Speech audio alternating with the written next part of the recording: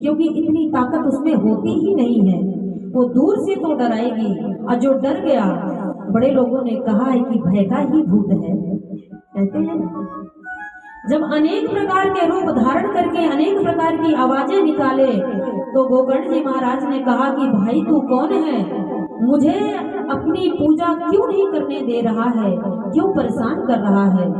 लेकिन उसके तो ताकत ही नहीं थी कि वो जवाब दे। गोकर्ण जी ने जल का छींटा लगाया, तो जो वो प्रेत आत्मा थी उसमें थोड़ी ताकत आई, शक्ति आई। गोकर्ण जी ने देखा कि एक छाया हाथ जोड़ करके खड़ी है, और वो छाया क्या कहती है कि भैया मैं आपका ही भाई हूँ, धुंधकारी हूँ। जैसे गोकर्ण ने सुना, उन्होंने कहा कि अरे भाई भले आदमी, तू यहाँ प्रेत बन के पड़ा है। मैंने तो तेरे नाम के पिंडदान गया में कर ही दिए थे, क्योंकि मुझे समाचार मिला था तेरे मृत्यु का।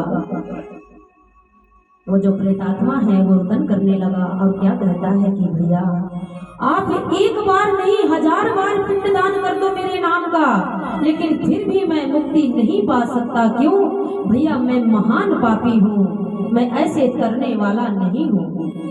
लेकिन आपसे एक प्रार्थना है कि जिसका भाई इतना बड़ा विद्वान, प्रचंड विद्वान है, एक विरक्त महासंत है, और उसका भाई भूत प्रेत की योनि में भटक रहा है, तब भैया ये उचित बात नहीं है। एक आप ही हो जो मेरी मुक्ति का उपाय कर सकते हो।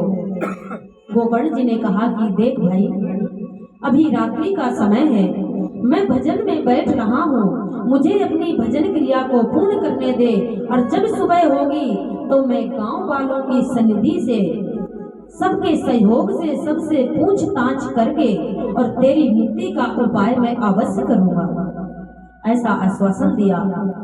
और जो गाय का पुत्र है, प्रेत आत्मा बोली ठीक है भैया, और वो आत्मा वहां से चली गई।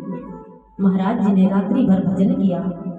सुबह जब लोगों को पता चला कि गोकर्ण जी महाराज आए हैं, तो सब के सब बाहर आए और निकले, एकदम बिल्कुल भीड़ लगा ली कि अहो भाग, जो महाराज आप हमारे गांव में पधारे, और आज भी आपको इस गांव से प्रेम है, और नहीं तो आपके पिता रहे नहीं, माता का स्वभाव तो आप जानते ही थे, भाई कैसा था ये जानते ही थे।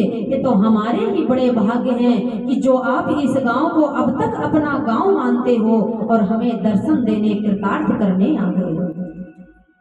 गोकर्ण जी ने भी उन सब का मान सम्मान किया, और कुछ बड़ों से पूछा कि भैया ऐसी ऐसी बात है, मेरे भाई को 5 वैश्याओं ने मार दिया और वहीं पर दबा दिया, और रात्रि में ऐसा ऐसा मेरा भाई मेरे से प्रार्थना कर रहा था, तो आप सब बताइए कि मुझे क्या करना चाहिए। बड़ों ने कहा कि देखिए, मैं उम्र में हम तुमसे बड़े हैं, लेकिन जो ज्ञान में बड़ा होता है वो सबसे बड़ा होता है, इसलिए गोकर्ण जी महाराज इसका उपाय तो आप ही ढूंढिए। अब गोकर्ण जी के कुछ समझ में ना आए, क्योंकि जो गया का पिंडदान होता है वो बहुत बड़ा महत्व रखता है। गोकर्ण जी ने सोचा कि मैं अब किससे पूछूं, क्या करूं। उनके दिमाग में आई, तपस्या में जी बड़ी ताकत है, परमात्मा के नाम में असीम ताकत है, उससे बढ़ के ताकत इस संसार में कुछ है ही नहीं। उन्होंने कहा मैं सीधा सीधा सूर्य देव से ही पूछ लेता हूँ।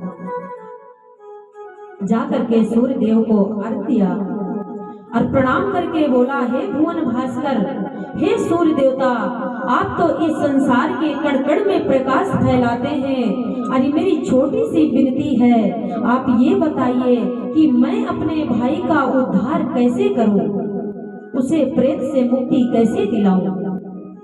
सूर्य देवता प्रकट होकर के कहते हैं कि गोकर्ण, तू श्रीमद् भागवत कथा सुना, साप्ताहिक कथा रख, और तेरे भाई की मुक्ति हो जाएगी। गोकर्ण जी महाराज बड़े प्रसन्न हुए, गदगद हो गए, और सूर्य देव को प्रणाम किया और गांव में वापस आए। जो विरक्त संत होते हैं वो नदी में, गंगा में स्नान करने का एक जो महत्व होता है उसको समझते हैं। क्यों? अगर हम किसी नदी में कंठ तक जल में खड़े होकर के किसी भी मंत्र का आवाहन करते हैं तो वो मंत्र बहुत जल्दी सिद्ध हो जाता है।